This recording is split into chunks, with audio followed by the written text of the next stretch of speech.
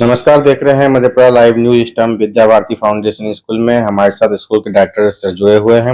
उनसे जानने की कोशिश करेंगे क्या उद्देश्य था अपना खोलने का, कब स्कूल खोले थे और जो उद्देश्य था क्या उस उद्देश्य में आप लोग कायम हो पाए, किस तरीके से बच्चों को आप लोग आगे बढ़ा रहे हैं, किस तरह से बच्चों की मदद कर रहे हैं जो फाइनेंशियल कंडीशन जिनकी खराब है, आर्थिक स्थिति जिन बच्चों की खराब है, जिनके पेरेंट्स नहीं है, किस तरह से उनको भी आगे बढ़ाते हैं। देखिए, ऐसा है कि मैं स्कूल शुरू करने से पहले मैं विश्वविद्यालय में पीजी डिपार्टमेंट में प्रोफेसर था। 2016 के आसपास में मैंने सोचा कि 20 में मैं रिटायर करूंगा तो करूंगा क्या, और पढ़ाई लिखाई के अलावा मुझे कुछ आता नहीं है।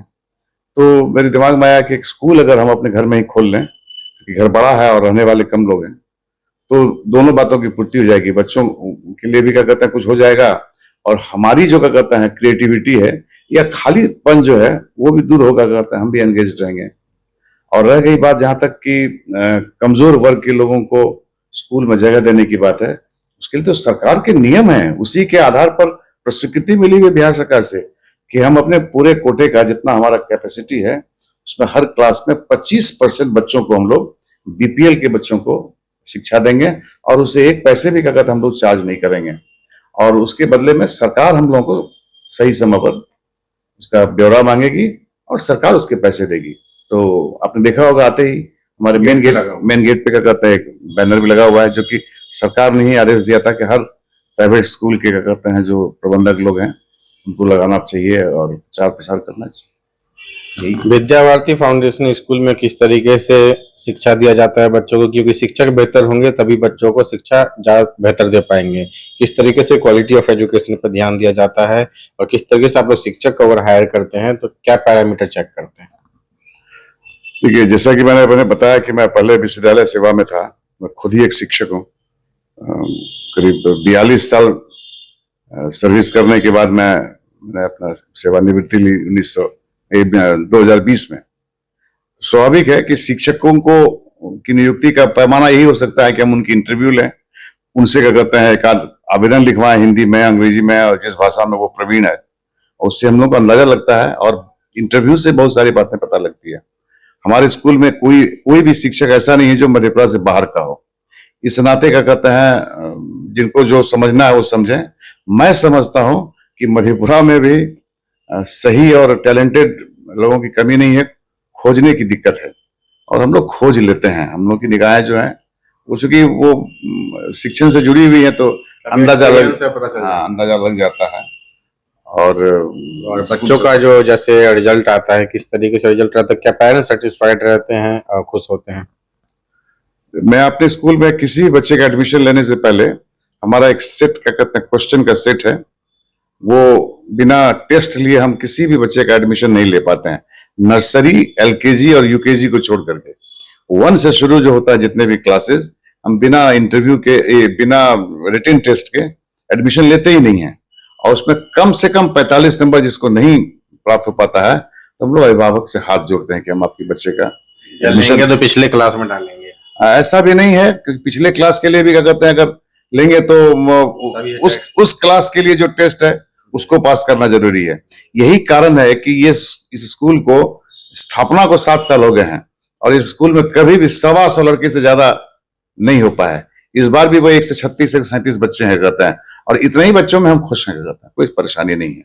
बच्चों की सुरक्षा, माँ बाप सोचते हैं बच्चे स्कूल में हैं चलो पूरी तरह से सुरक्षित रहे, वो भी अपना किसी काम में लगे रहते हैं, कोई बिजनेस में, कोई जॉब करते हैं, किस तरह से उनकी सुरक्षा पे ध्यान देते हैं? सिक्योरिटी गार्ड हो, सीसीटीवी वगैरह हो? सबसे बड़ी बात तो ये कि हमारे स्कूल में स्कूल का जो चारदीवारी है वो काफी ऊंचा है, पक्का है।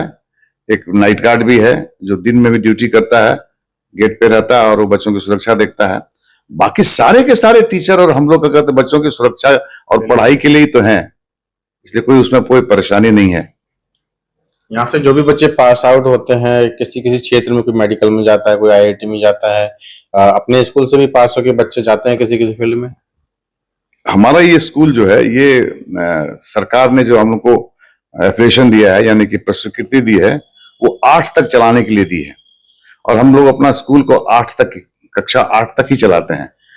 उसके ऊपर नहीं चलाते हैं। इसलिए मुझे पता नहीं है कि हमारे स्कूल के बच्चे कितने बच्चों ने क्या कहते हैं नीट की तैयारी की या इंजीनियरिंग में गए, उसका फीडबैक हम लोग ले नहीं पाते क्योंकि बीच में गैप है 4 साल का। लेकिन हमको इतना पता है कि हाल में ही क्या कहते हैं एक बच्चा क्या कहते हैं क्लास 8 पास करके यहाँ से गया, कोटा में आलेन में क्या कहते हैं उसने कंपटीशन दिया, उसने क्या कहते हैं जीता, ये स्कॉलरशिप मिला।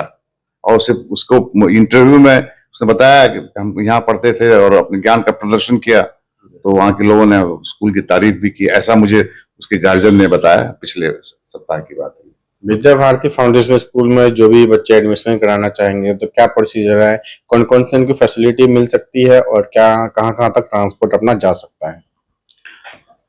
स्कूल को अगर केंद्र बिंदु माने तो इससे 5 किलोमीटर के रेडियस से बाहर हमारी गाड़ी स्कूल की नहीं जा पाती है। मधेपुरा नगर परिषद, मधेपुरा, हाँ, इससे आगे नहीं। वो इसलिए कि आजकल बच्चों को अपने घर से ट्रांसपोर्ट के द्वारा, स्कूल के ट्रांसपोर्ट द्वारा स्कूल लाना और सही समय पर उसको घर पहुंचाना स्कूल की समाप्ति के बाद बड़ा टीडियस काम है।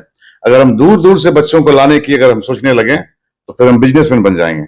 क्लास में बच्चे भर जाएंगे, टीचर उतने भी ध्यान नहीं दे पाएंगे। हाँ, और हमारा सारा ध्यान रहेगा क्या कहते हैं कि बच्चे कब आया कब गए, वो उसका मैं टेंशन लेता नहीं। मैं कम ही बच्चों में संतोष करता हूँ और नजदीक से ही बच्चों को लेता हूँ ताकि उस तरफ ध्यान जाए कि फैकल्टी सही काम कर रहा है कि नहीं कर रहा है।